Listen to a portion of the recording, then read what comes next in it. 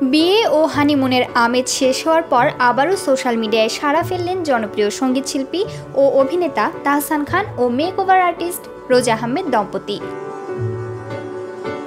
এ বছরের গোড়ার দিকে তারা গাঁটছড়া বাঁধার পর অপরিচিত রোজা আহমেদ চলে আসেন আলোচনায়। ইনস্টাগ্রাম ও ফেসবুকে বেড়েছে তার অনুসারীর সংখ্যা। সামাজিক যোগাযোগ মাধ্যমে যা পোস্ট করেন তা মুহূর্তেই ছড়িয়ে যায়।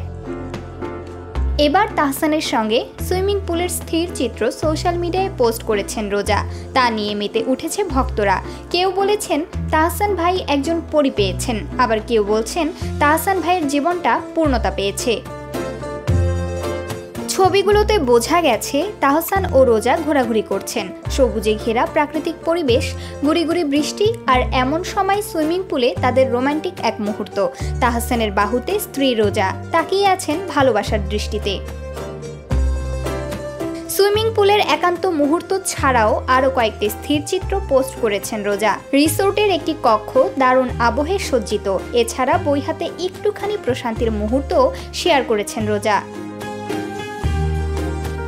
ছবিগুলো পোস্ট করে ক্যাপশনে লিখেছেন, সত্যিকারের বিলাসিতা হচ্ছে প্রিয়জনের সঙ্গে কাটানো সময়, যেখানে নীরবতাও বোঝাপড়ায় পূর্ণ। ধীর সকালে ফিস ফিস করা প্রতিশ্রুতি আর ভালোবাসা, যেটা একেবারে আমাদের নিজের। প্রমাকান্তা কোয়েল, বার্তা 24।